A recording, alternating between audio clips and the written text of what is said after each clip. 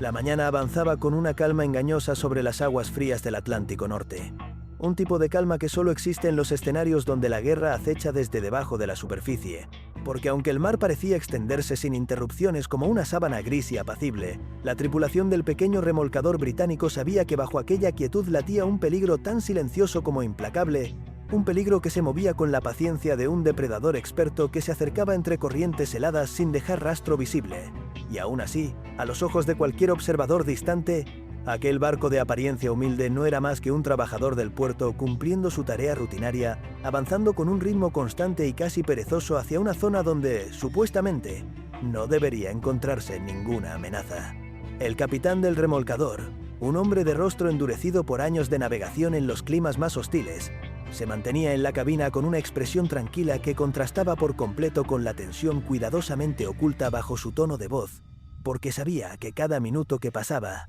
los llevaba más cerca de la línea invisible donde los submarinos alemanes solían emerger para identificar a los barcos pequeños, convencidos de que estos no representaban ningún tipo de peligro, una confianza que los británicos habían aprendido a explotar con una mezcla de ingenio, audacia y una pizca de teatralidad, que, aplicada en la dosis perfecta, podía convertir a un remolcador aparentemente indefenso en una trampa mortal capaz de destruir a un U-boot antes de que su tripulación tuviera tiempo de comprender qué estaba ocurriendo. La tripulación mantenía la disciplina férrea que los caracterizaba desde que habían sido seleccionados para esta misión tan inusual como arriesgada, moviéndose por la cubierta con gestos exactos y medidos, pero al mismo tiempo actuando como si realmente fueran marineros civiles, realizando tareas de mantenimiento rutinarias, pintando barandillas, ajustando cuerdas húmedas y moviendo cajas ligeras de un lado a otro, con la lentitud calculada de quienes pretendían parecer ajenos al conflicto. Aunque bajo esa coreografía perfectamente ensayada se escondía un arsenal cuidadosamente disimulado bajo lonas, tarimas y compartimentos, que habían sido modificados con precisión casi quirúrgica para albergar cañones y ametralladoras que entraban en acción solo cuando la trampa se cerraba de forma irreversible. El capitán observó el horizonte con los ojos entrecerrados, porque aunque la niebla flotaba sobre la superficie y dificultaba ver más allá de unas cuantas decenas de metros, sabía que los alemanes siempre evaluaban a sus presas con la confianza arrogante de quienes creen que controlan el ritmo del combate. Y era precisamente esa arrogancia la que permitía que barcos como el suyo, antiguos remolcadores de puerto reconvertidos en patrulleras de combate, se acercaran lo suficiente a los U-boot como para desatar una tormenta de fuego a quemarropa en el instante exacto en que el enemigo, completamente convencido de estar frente a un barco indefenso, se mostraba sin precauciones. En ese mismo momento, muy por debajo de la superficie, el comandante de un submarino alemán avanzaba lentamente a profundidad de periscopio mientras evaluaba los ruidos que llegaban a través del casco, y cuando el operador acústico reportó la presencia de un pequeño motor de baja potencia, acompañado de un patrón de vibración característico de los remolcadores civiles, el comandante sonrió con la seguridad de un hombre que estaba acostumbrado a decidir la suerte de barcos sin escolta, convencido de que un objetivo tan insignificante no justificaba el uso de torpedos, porque la estrategia alemana reservaba esas armas para objetivos de mayor valor, y en situaciones como aquella preferían emerger, intimidar, interrogar, y en la mayoría de los casos, hundir al barco pequeño mediante explosivos colocados manualmente. Fue por esa razón que el submarino comenzó a ascender, rompiendo el silencio gélido del Atlántico con el crujido metálico que siempre acompañaba los cambios de profundidad, un sonido leve pero perceptible que llegó hasta los sentidos entrenados de la tripulación británica aún antes de que el U-boot apareciera en la superficie, lo que hizo que varios marineros intercambiaran miradas rápidas, casi imperceptibles, mientras mantenían su actuación impecable, sin apresurar ningún movimiento, sin mirar de forma evidente hacia la zona donde, en cuestión de segundos, emergería la torre del sumergible enemigo. Cuando el casco del submarino comenzó a asomar entre las olas, primero como una sombra oscura que rompía el espejo gris del agua y luego como una estructura cada vez más definida, el corazón de cada marinero británico pareció sincronizarse con ese ascenso lento, porque sabían que el momento decisivo estaba a punto de llegar,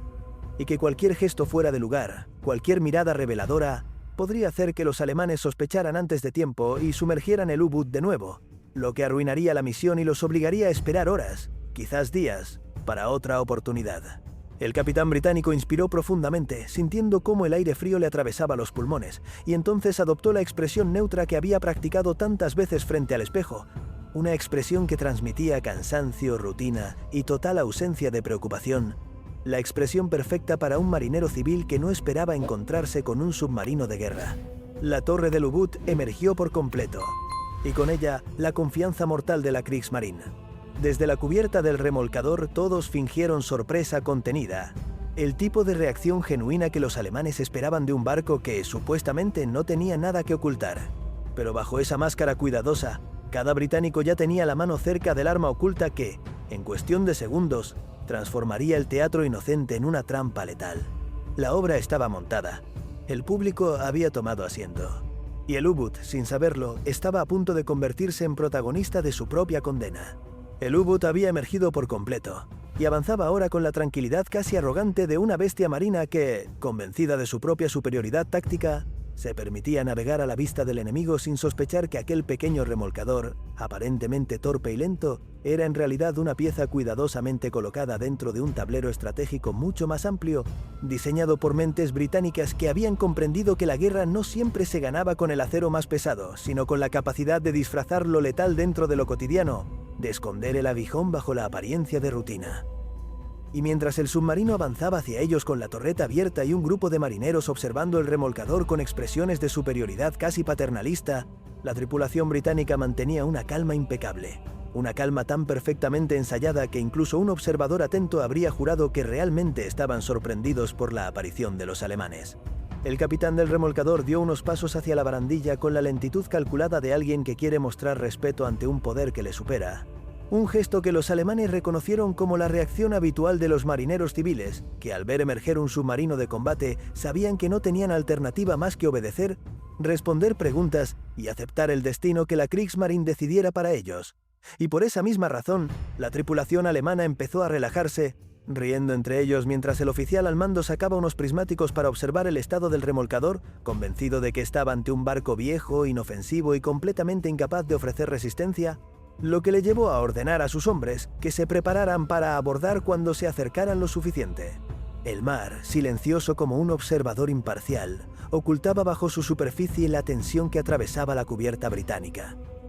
Porque aunque todos mantenían la actuación de trabajadores comunes, sus músculos estaban tensos, su respiración era contenida y sus pensamientos se aferraban a una sola idea: aguantar unos segundos más. Solo unos pocos segundos adicionales antes de que el submarino se colocara dentro del radio de acción ideal.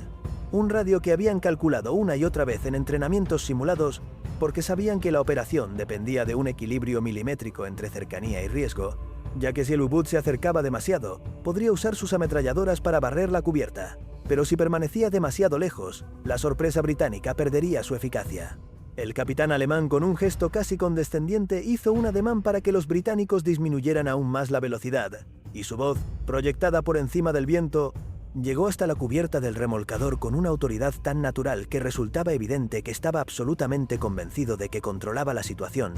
lo que hizo que varios marineros británicos tuvieran que contener la satisfacción interna de saber que aquel hombre, tan seguro de sí, estaba cayendo sin darse cuenta en una trampa que había sido diseñada específicamente para aprovechar la confianza excesiva de comandantes como él. Mientras el U-Boot reducía la marcha y se colocaba paralelo al remolcador, la escena adquirió un aire casi teatral. Los alemanes sonreían, los británicos fingían nerviosismo, el capitán hacía una señal de «todo está bajo control», y el océano, como un telón de fondo perfecto, mantenía su movimiento constante y silencioso, sin revelar la naturaleza peligrosa de lo que estaba a punto de ocurrir. Sin embargo, bajo la cubierta del remolcador, en una zona donde la madera había sido reforzada y los compartimentos civiles sustituidos por una estructura metálica cuidadosamente diseñada, los hombres que manejaban las armas ocultas se preparaban con la determinación de quienes saben que solo tendrán una oportunidad para actuar. Porque una vez que rompieran su disfraz de barco inocente, ya no habría vuelta atrás y el combate sería a muerte. El capitán británico, apoyado en la barandilla, fingió un saludo torpe dirigido al oficial alemán, quien respondió con una sonrisa burlona antes de llevarse un megáfono a la boca para ordenar que detuvieran completamente la embarcación. Y fue en ese instante, en ese intervalo, donde los alemanes bajaron la guardia creyendo que estaban simplemente sometiendo a un puñado de trabajadores civiles, cuando el capitán británico inclinó ligeramente la cabeza hacia un hombre que permanecía agachado junto a una caja cubierta con lona. Un gesto mínimo que en cualquier otro contexto habría pasado desapercibido, pero que en aquel momento era la señal que desencadenaría el mecanismo entero que habían preparado durante semanas. La lona se levantó apenas unos centímetros, revelando el cañón oscuro de un arma que ningún alemán esperaba encontrar en un barco de esas características. Un arma que había sido instalada dentro del remolcador con una precisión casi obsesiva para permitir que quedara completamente oculta hasta el último segundo. El hombre que la operaba respiró hondo. Ajustó la mira con movimientos calculados y mientras su dedo acariciaba suavemente el disparador, sintió cómo la adrenalina le recorría el cuerpo con una mezcla de miedo, expectativa y una extraña sensación de justicia silenciosa. Porque sabía que aquel disparo no solo representaba la defensa de su barco, sino también un golpe directo contra una fuerza enemiga que había sembrado terror en los mares durante años. Arriba, en la cubierta del U-Boot, los alemanes seguían creyendo que estaban frente a un barco indefenso. Y por esa razón no habían tomado ninguna medida evasiva ni de combate, lo que hizo que el remolcador británico tuviera una ventana de oportunidad perfecta para actuar con una contundencia brutal. El capitán británico, manteniendo la calma en su rostro, levantó ligeramente la mano y en el instante exacto en que la bajó con un movimiento firme, los compartimentos ocultos se abrieron como si fueran parte de un escenario teatral que revelaba de repente la verdadera identidad de sus actores. Las armas británicas, escondidas bajo lonas, trampillas y estructuras desmontables, emergieron todas al mismo tiempo. La expresión del capitán alemán cambió en un instante, pasando de la confianza absoluta a una incredulidad tan profunda que parecía congelarlo en el lugar, incapaz de procesar lo que estaba viendo. El remolcador británico ya no era un remolcador. Era una patrullera camuflada, y era demasiado tarde para reaccionar. Porque en el momento exacto en que el U-Boot comprendió que había cometido un error fatal, el primer disparo rugió desde el interior del barco británico, atravesando el aire con la fuerza de una sentencia que caía sobre un enemigo que aún no entendía cómo había sido engañado. La trampa se había cerrado, pero lo que ocurriría después sería aún más impactante. El estallido inicial que surgió desde la cubierta del remolcador británico cortó la quietud del océano como si fuera una cuchilla arrojada contra un cristal. Y en ese instante la expresión de sorpresa absoluta que deformó los rostros de los marineros alemanes se convirtió en la imagen perfecta de un enemigo que, pese a su entrenamiento y disciplina, jamás había imaginado que un simple barco de aspecto envejecido, con los costados cubiertos de óxido y las cuerdas húmedas extendidas como si llevara horas arrastrando carga, pudiera contener en su interior una capacidad de ataque tan precisa y brutal, porque mientras el disparo surtía efecto con una violencia seca que no dejaba espacio para dudas, el remolcador reveló su verdadera naturaleza de una manera que no buscaba deslumbrar, sino aplastar psicológicamente a aquellos que lo habían subestimado. La bala trazadora se incrustó en la torreta del U-Boot, arrancando chispas y fragmentos metálicos que saltaron al aire como luciérnagas mecánicas, y aunque el impacto no fue suficiente para perforar el blindaje reforzado de las secciones internas, sí desató un caos inmediato entre la tripulación alemana, que corrió a refugiarse detrás de la estructura sin comprender todavía si aquello había sido un disparo aislado o el comienzo de una secuencia devastadora. El mar alrededor de ambos barcos comenzó a vibrar con un eco profundo que parecía provenir del propio océano, como si las aguas estuvieran respondiendo al repentino estallido de fuego en un lugar que, minutos antes, había sido un escenario de calma engañosa. En la cubierta del remolcador, los británicos dejaron caer por completo el disfraz de marineros civiles y comenzaron a moverse con la precisión frenética pero controlada de quienes habían ensayado aquella maniobra tantas veces que podían ejecutarla incluso bajo el peso. Abrumador de la adrenalina, porque en cuestión de segundos las lonas se retiraron por completo, las trampillas se abrieron como mandíbulas metálicas y los cañones ocultos emergieron hacia la superficie con un movimiento fluido que parecía coreografiado, transformando el barco entero en un arma compacta diseñada para disparar de forma inmediata, directa y letal. El capitán alemán intentó reaccionar, pero la mezcla de incredulidad y choque psicológico lo dejó paralizado durante un segundo demasiado largo. Un segundo que el capitán británico aprovechó para ordenar una segunda ráfaga, una ráfaga que atravesó el aire con un rugido aún más poderoso que el inicial y que impactó directamente contra el cañón antiaéreo montado en la base de la torreta del U-Boot, arrancando la pieza de su soporte y lanzándola al agua con un chapoteo violento que levantó una columna de espuma blanca que se elevó como un espectro momentáneo entre ambos barcos. El sonido del metal desgarrado resonó incluso dentro del casco del submarino, donde los marineros que no habían subido aún a la superficie sintieron que el mundo entero se estaba rompiendo encima de ellos, y mientras corrían por los pasillos estrechos buscando órdenes claras que los ayudaran a comprender la naturaleza del ataque, el oficial al mando gritaba instrucciones contradictorias, porque aún intentaba descifrar si estaban siendo atacados por un barco militar o por un barco civil modificado, aunque la respuesta se había hecho evidente desde el primer impacto. Aquel remolcador no era un barco común, sino una trampa perfectamente diseñada para neutralizar submarinos enemigos mediante engaño directo. Mientras los alemanes intentaban reorganizarse, los británicos ajustaron la distancia para mantener el punto exacto donde sus armas podían hacer el mayor daño sin exponerse a una respuesta eficaz, porque aunque el U-Boot contaba con un armamento superior cuando estaba en la superficie, su capacidad de reacción dependía en gran medida de la anticipación, y en ese momento lo único que tenía era confusión, pánico y una serie de sistemas parcialmente inutilizados por los impactos iniciales que habían cortado cables, dañado mecanismos y aturdido a la tripulación.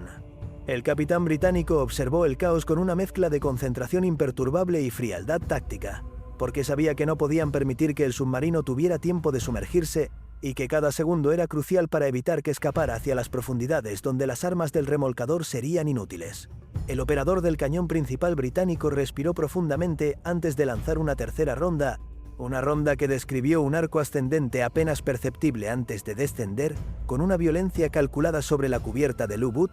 golpeando directamente la zona donde los alemanes intentaban levantar una ametralladora para responder al ataque. El impacto lanzó cuerpos hacia atrás con una fuerza que quebró huesos y apagó gritos antes de que pudieran convertirse en órdenes, dejando una mancha oscura que se dispersó lentamente por las planchas metálicas calentadas por el sol. La sensación de inevitabilidad se extendió entre los alemanes como un veneno psicológico, porque aunque habían enfrentado situaciones peligrosas en el pasado, jamás habían sido víctimas de un enemigo que usara el engaño como su arma principal, y la vergüenza implícita en haber sido engañados de manera tan evidente avivó un miedo profundo, un miedo que no solo provenía del daño físico, sino del golpe emocional que representaba enfrentarse a un adversario que había sido capaz de adentrarse en su red de percepción y arrancar de raíz cualquier sentido de control. Mientras el U-Boot comenzaba a inclinarse ligeramente hacia un lado debido al daño acumulado, el capitán alemán ordenó desesperadamente que iniciaran el proceso de inmersión. Pero los mecanismos internos, dañados por los impactos directos que habían perforado los sistemas hidráulicos y cortado cables críticos, no respondieron con la rapidez necesaria. Y en lugar de sumergirse de manera uniforme como siempre lo habían hecho durante incontables maniobras, el submarino comenzó a hundirse de forma torpe, inestable, con un movimiento que provocó que varios marineros perdieran el equilibrio y cayeran dentro del compartimiento de la torreta. El capitán británico, al ver que el submarino intentaba escapar hacia las profundidades,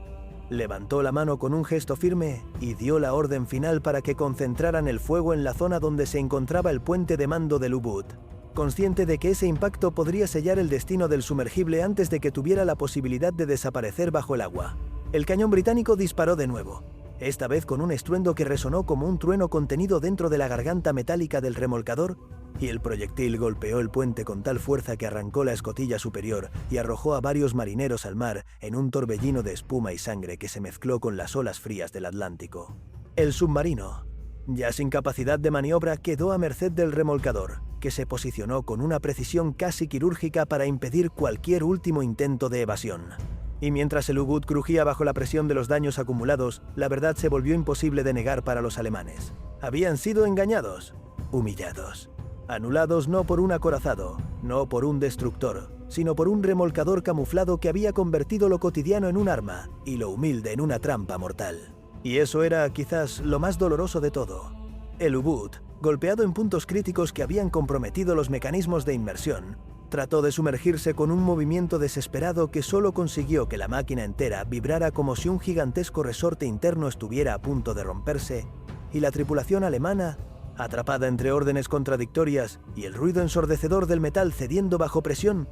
comprendió demasiado tarde que el submarino no lograría escapar hacia la seguridad relativa de las profundidades, porque cada intento de sumergirse provocaba que el casco dañando se inclinara más hacia un costado, como un animal herido tratando de volver a levantarse mientras su cuerpo se negaba a obedecerlo, creando una escena tan caótica que el propio capitán alemán empezó a perder el control de su voz mientras gritaba instrucciones que nadie podía seguir correctamente debido a la mezcla de humo, agua y confusión que dominaba cada rincón del sumergible. En la superficie, el remolcador británico se movía con la seguridad calculada de un depredador que ha conseguido acorralar a su presa en un punto donde no tiene ninguna vía de escape, avanzando lentamente a través de las olas frías que chocaban contra sus costados reforzados mientras la tripulación, aún cubierta con restos de pintura falsa y prendas civiles que ahora parecían parte de un disfraz grotesco, preparaba una nueva serie de disparos destinados no solo a neutralizar el submarino, sino a impedir cualquier intento final de resistencia, porque sabían que un U-Boot atrapado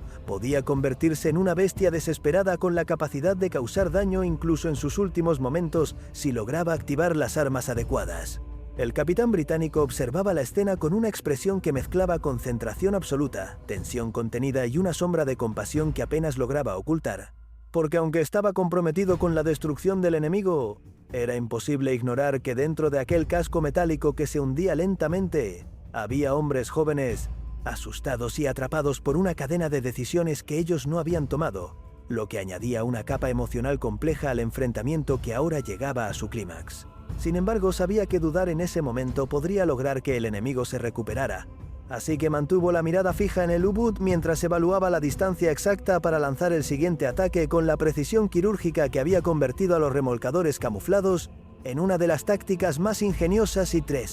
eficaces desarrolladas por la Royal Navy. Dentro del submarino, la situación se había vuelto insostenible. El agua empezaba a filtrarse por una serie de grietas abiertas por los impactos británicos, creando pequeños chorros que, aunque no tenían la fuerza suficiente para hundir el U-Boot de inmediato, sí amenazaban con inundar compartimientos claves si la tripulación no lograba sellarlos rápidamente, lo que provocaba que varios marineros se lanzaran sobre válvulas, compuertas y paneles con manos temblorosas que no parecían capaces de seguir el ritmo frenético que la emergencia requería. El ruido del agua filtrándose, combinado con el zumbido agudo de cables eléctricos cortados y las voces de los oficiales que intentaban imponer orden, convirtió el interior del sumergible en un caos casi claustrofóbico donde cada respiración parecía una batalla contra la desesperación. La desesperación aumentó cuando uno de los operadores informó que el sistema de lastre no respondía correctamente debido al daño sufrido durante el primer impacto, lo que significaba que controlar la inmersión o el ascenso sería casi imposible. Y esa noticia cayó sobre el capitán alemán como una sentencia silenciosa que le hizo apretar los dientes mientras intentaba decidir si debía ordenar un abandono total del submarino o si aún era posible salvar la máquina que representaba, solo su misión, sino también su orgullo como comandante. Sin embargo, en la superficie, el capitán británico ya había tomado esa decisión por él, porque al ver que el U-Boot seguía inclinándose y que la torreta comenzaba a hundirse lentamente bajo las olas, dio la orden de acercarse aún más, posicionando el remolcador en un ángulo que impedía cualquier maniobra evasiva por parte del enemigo.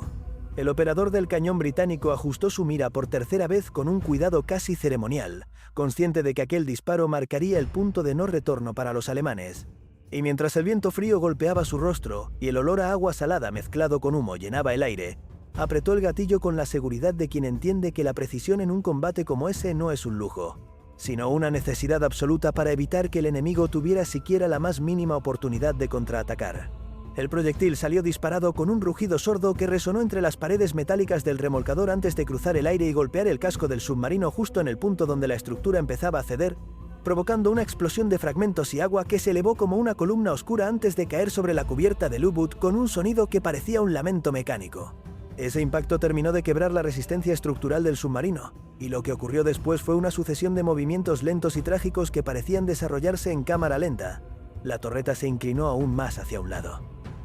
El agua empezó a entrar con mayor intensidad. Las voces dentro del casco se convirtieron en gritos ahogados que se mezclaban con el sonido de las válvulas fallando. Y los marineros que aún estaban en la superficie intentaron saltar al mar en un acto desesperado que contrastaba con la disciplina rígida que habían mostrado minutos antes. El U-Boot, que había emergido con tanta arrogancia unos minutos atrás, ahora se hundía con la inevitabilidad de un gigante derrotado, atrapado en una red de decisiones tácticas que habían sido calculadas con una precisión británica casi quirúrgica. Mientras el submarino descendía de forma irregular, el capitán británico mantuvo su mirada fija en la escena, consciente de que una parte de su misión era garantizar que ningún miembro de la tripulación enemiga pudiera reorganizarse o activar explosivos que afectaran al remolcador. Indicó a sus hombres que estuvieran preparados para rescatar a los sobrevivientes una vez que el U-Boot desapareciera bajo las olas, aunque sabía que muchos de ellos estaban debatiéndose entre el deber moral y la rabia acumulada por los ataques que la Kriegsmarine había perpetrado durante meses contra barcos civiles británicos. Pero pese a ese conflicto interno, los marineros del remolcador se prepararon para la fase final, asegurándose de que no quedara ningún arma operativa en el submarino antes de permitir que se hundiera por completo. Finalmente, con un último crujido que resonó como un suspiro mecánico, el U-Boot cedió por completo y comenzó a deslizarse hacia las profundidades en un ángulo cada vez más pronunciado, tragado por un océano que parecía cerrar sus fauces sobre él con un silencio solemne que contrastaba con el caos que había precedido esa escena. El remolcador británico aminoró su marcha y se mantuvo en posición mientras las olas se tragaban los últimos fragmentos visibles de la torreta, y durante unos segundos toda la tripulación permaneció en un silencio absoluto que no era producto del miedo ni de la sorpresa, sino de la conciencia profunda de que acababan de participar en una operación tan ingeniosa como devastadora, una operación que demostraba hasta qué punto la guerra podía depender del engaño tanto como del fuego directo. Y mientras el remolcador comenzaba a prepararse para recoger a los supervivientes alemanes, el capitán británico sabía que lo que acababa de ocurrir no era un simple triunfo táctico, sino una revelación estratégica que cambiaría para siempre la manera en que los alemanes percibían incluso al barco más humilde del Atlántico. La desaparición del U-Boot bajo las aguas del Atlántico no significó un cierre inmediato para la tripulación británica, porque aunque el coloso metálico había sido finalmente engullido por la oscuridad marina, con esa mezcla trágica de inevitabilidad y silencio que acompañaba siempre el hundimiento de un submarino, el remolcador camuflado debía ahora enfrentarse a una fase que resultaba tan peligrosa y psicológicamente compleja como el combate mismo, ya que entre las olas agitadas comenzaban a aparecer figuras humanas que luchaban desesperadamente por mantenerse a flote. Hombres que hasta minutos antes habían sido enemigos mortales, y que ahora, despojados de su submarino, de sus armas y de su confianza, se debatían contra el frío brutal de un océano implacable que no perdonaba a quienes caían en él sin preparación ni equipo adecuado, por lo que el capitán británico tuvo que tomar una decisión que revelaba la enorme carga moral que acompañaba a unas operaciones construidas sobre el engaño y la destrucción. El viento soplaba con una fuerza creciente que arrastraba consigo fragmentos del humo que todavía flotaba cerca de la superficie, y mientras los británicos se acercaban lentamente a los sobrevivientes alemanes, los marineros del remolcador experimentaban una sensación contradictoria. Una sensación donde la euforia de haber ejecutado con éxito una maniobra peligrosa chocaba de lleno con la conmoción de ver a los hombres que, instantes antes, habían representado una amenaza letal, transformados ahora en náufragos vulnerables cuyos brazos se movían con una desesperación creciente, mientras el frío comenzaba a robarles la fuerza necesaria para mantenerse vivos. Esa contradicción emocional se hacía especialmente intensa entre los hombres que habían perdido amigos o familiares en ataques submarinos anteriores, porque la memoria de esos hundimientos siempre regresaba en momentos como ese, creando una tensión interna que no podía expresarse en voz alta, pero que se reflejaba en los ojos de los marineros mientras observaban a los alemanes flotar a merced del océano. El capitán británico respiró hondo antes de dar la orden de iniciar las maniobras de rescate, y aunque su voz sonó firme, era evidente que llevaba en ella el peso de una responsabilidad que no era puramente táctica, sino profundamente humana, porque sabía que cada decisión en ese momento influiría tanto en la moral de su tripulación como en el destino de los supervivientes alemanes, quienes comenzaban a gritar en alemán palabras que el viento arrancaba y distorsionaba antes de que pudieran llegar con claridad al remolcador. Varios marineros británicos se colocaron en la borda con cuerdas y salvavidas improvisados, inclinándose hacia adelante mientras el barco maniobraba con la suavidad necesaria para evitar embestir a los náufragos, y aunque algunos de los hombres tendían la mano con determinación, otros vacilaban apenas un instante, un retraso casi imperceptible que delataba la lucha interna que estaban experimentando. Mientras el remolcador se acercaba más a los náufragos, uno de los alemanes, completamente empapado y con la cara entumecida por el frío, levantó un brazo tembloroso con un gesto que no tenía nada de militar y todo de humano. Un gesto que rompió la última barrera emocional que separaba a los marineros británicos de su deber moral, porque incluso aquellos que habían albergado ira o resentimiento, sintieron que no podían dar la espalda a un hombre que estaba a segundos de hundirse bajo las olas. Así que uno de los británicos, un marinero joven cuyo rostro aún conservaba una mezcla de miedo y determinación, se inclinó peligrosamente sobre la barandilla, atrapó la muñeca del alemán con una fuerza desesperada y tiró de él hacia arriba mientras otros hombres lo ayudaban a subir al náufrago a bordo. El primer rescate actuó como una especie de detonador emocional que liberó la tensión acumulada en el remolcador, y pronto los marineros británicos trabajaban de manera sincronizada para sacar del agua a los sobrevivientes uno tras otro. A pesar de que algunos de ellos estaban tan helados que apenas podían mover las piernas y debían ser levantados casi por completo por los británicos,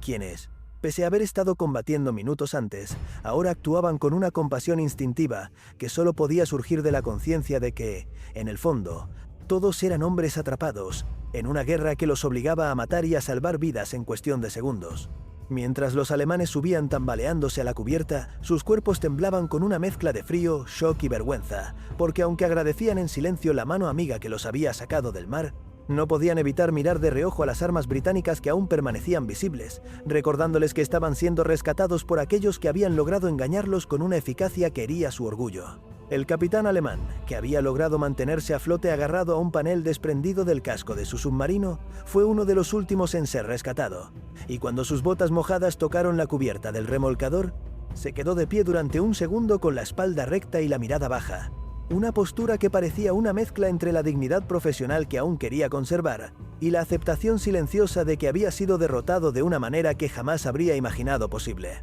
El capitán británico se acercó a él con un gesto firme, sin arrogancia pero tampoco con excesiva cordialidad, porque ambos sabían que lo que los unía en ese instante no era camaradería ni cordialidad, sino la comprensión mutua de que habían sido actores en una escena donde el ingenio había vencido al poder, y donde el engaño había demostrado ser más devastador que cualquier torpedo. El intercambio silencioso entre ambos comandantes duró apenas un par de segundos, pero llevaba consigo una carga emocional tan intensa que varios marineros británicos la percibieron claramente, porque aquella mirada compartida no contenía odio ni desprecio, sino una especie de respeto resignado que reconocía que ambos hombres, más allá de sus banderas, estaban cumpliendo con su deber en un escenario donde la muerte podía llegar en cualquier instante. El capitán alemán inclinó la cabeza lentamente, aceptando su derrota con una mezcla de amargura y disciplina militar, mientras el capitán británico le indicó con un gesto que se dirigiera con sus hombres hacia una zona de la cubierta donde podrían recibir mantas y atención médica improvisada. A medida que los supervivientes alemanes se acomodaban en la cubierta, cubiertos con mantas ásperas y temblando bajo el frío persistente del Atlántico, la tripulación británica comenzó a retirar las lonas, a cerrar las trampillas y a devolver al remolcador algo de la apariencia humilde que había tenido antes del combate, aunque todos sabían que esa humildad era ahora una máscara que había demostrado su poder letal de una forma que quedaría grabada en la memoria de cualquiera que hubiera presenciado aquella operación. El mar, todavía agitado por el hundimiento reciente, comenzaba a calmarse poco a poco, como si el océano mismo estuviera aceptando el desenlace inevitable de la batalla. Y mientras el sol intentaba abrirse paso entre las nubes grises, iluminando tenuemente las aguas donde el U-Boot había desaparecido, la tripulación británica comprendió que lo que acababan de lograr no era solo un triunfo táctico, sino una prueba irrefutable del ingenio humano en tiempos de guerra, una prueba de que incluso un remolcador aparentemente inútil podía transformarse en un arma capaz de desafiar a uno de los símbolos más temidos de la maquinaria alemana. A medida que el remolcador retomaba lentamente su rumbo original, dejando atrás las turbulencias que habían marcado el enfrentamiento, la tripulación británica comenzó a sentir cómo la tensión acumulada durante las últimas horas se dispersaba en una mezcla extraña de alivio, agotamiento y una reflexión silenciosa que se extendía por la cubierta, como si formara parte del viento frío que soplaba desde el norte. Porque aunque habían conseguido ejecutar con éxito la operación, destruyendo un submarino enemigo mediante un engaño tan audaz que rozaba lo teatral, también habían sido testigos del peso emocional que acompañaba cada maniobra de ese tipo, un peso que se hacía visible en la forma en que los marineros caminaban con pasos lentos, manteniendo siempre la mirada desviada hacia el horizonte, como si necesitaran un recordatorio constante de que aún seguían en un océano donde la guerra podía resurgir en cualquier momento. El capitán británico, que permanecía junto al timón con la espalda erguida y los ojos entrecerrados, observó durante un largo rato a los supervivientes alemanes que, cubiertos con mantas ásperas y sentados con el cuerpo encorvado, intentaban recuperar el calor y la compostura mientras la vergüenza y el shock se mezclaban en su expresión, creando una imagen que no podía describirse únicamente como la de enemigos derrotados, sino como la de hombres que habían sido arrancados brutalmente de la ilusión de control que les otorgaba su submarino y obligados a enfrentarse, en cuestión de minutos, a la vulnerabilidad absoluta de depender de quienes minutos antes los habían atacado.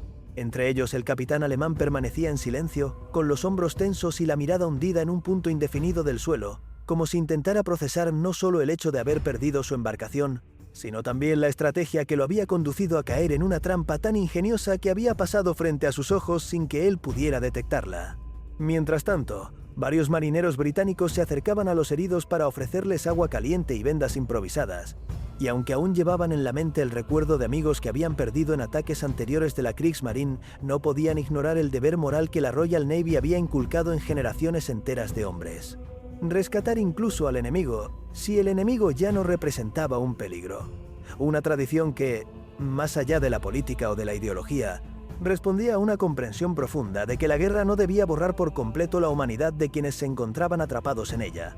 lo que hacía que aquellos actos de compasión fueran tan importantes como las victorias tácticas que se celebraban en los informes oficiales. El sol comenzaba a filtrarse entre las nubes grises que se abrían lentamente en el cielo, y cuando un rayo de luz cayó sobre la superficie del océano, iluminando el área donde el U-Boot había desaparecido, varios marineros se detuvieron un instante para observar ese resplandor que parecía surgir de las profundidades, como si el océano estuviera revelando una última imagen simbólica del submarino hundido, recordando a todos los presentes que el enfrentamiento no había sido simplemente un choque de tecnología o de estrategias, sino también una lucha entre percepciones, apariencias y decisiones humanas que habían definido el destino de ambos barcos en un lapso de tiempo que, visto desde fuera, podía parecer breve, pero que para quienes lo vivieron había sido un compendio de emociones que difícilmente podrían olvidar. El capitán británico respiró hondo mientras alejaba la mirada del punto donde el submarino había desaparecido, sabiendo que, aunque habían triunfado, este tipo de operaciones no generaban la euforia explosiva de las victorias convencionales, sino una satisfacción más sobria y compleja,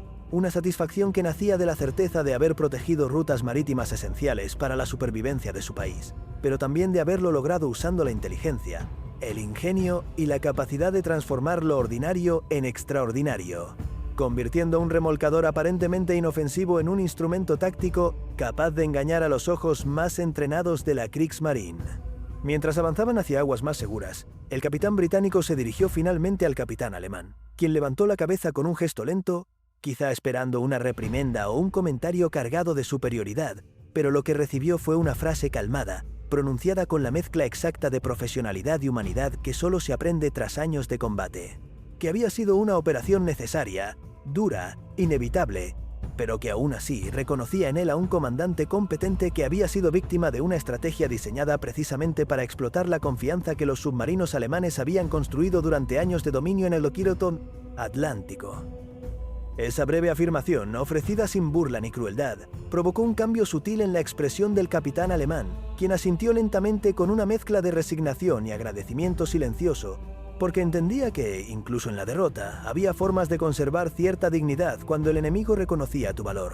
El remolcador comenzó a reducir la velocidad cuando se acercaron a una zona donde podrían transferir a los prisioneros a una embarcación mayor para ser llevados a tierra firme, y mientras las maniobras de preparación se llevaban a cabo, varios marineros británicos comentaban en voz baja que aquella operación cambiaría definitivamente la forma en que los alemanes interpretaban cada barco que encontraran, porque si un simple remolcador podía ocultar tantas armas y tanta determinación, entonces cualquier embarcación, por humilde que pareciera, se convertiría en una amenaza potencial, obligando a los submarinos a replantear la estrategia que hasta ese momento había consistido en emerger con confianza frente a objetivos pequeños. Ese cambio psicológico, esa duda sembrada en la mente de los comandantes alemanes, sería uno de los logros más importantes de la operación, porque con solo un par de encuentros como el que acababan de vivir, los U-Boot se verían obligados a mantenerse sumergidos durante más tiempo, perder oportunidades de ataque y arriesgarse a malgastar torpedos que antes reservaban solo para objetivos de alto valor. Lo que demostraría que, más allá del hundimiento de un submarino, lo que el remolcador camuflado había conseguido era introducir en la guerra naval una especie de fractura perceptiva que obligaría al enemigo a dudar de todo aquello que antes consideraba inofensivo. A medida que el sol continuaba elevándose, el capitán británico se permitió un último vistazo al horizonte, donde las olas se mecían con un ritmo constante que no dejaba rastro de la violencia que había tenido lugar horas atrás. Y entendió que, aunque la guerra seguía y seguiría reclamando vidas, lo que habían hecho ese día probaba que incluso en los momentos más oscuros existía espacio para el ingenio, para la valentía y para la humanidad. Valores que, combinados, podían alterar el curso de una batalla y, con el tiempo, el curso de una guerra entera. Y mientras el remolcador retomaba su papel silencioso en las rutas del Atlántico, cargando consigo el peso de su secreto y la memoria de lo ocurrido, quedó claro para todos los presentes que aquel humilde barco había demostrado algo que los alemanes tardarían en olvidar: que en la guerra, lo que parece pequeño puede ser letal, lo que parece rutinario puede ser una trampa, y lo que parece inofensivo puede cambiarlo todo.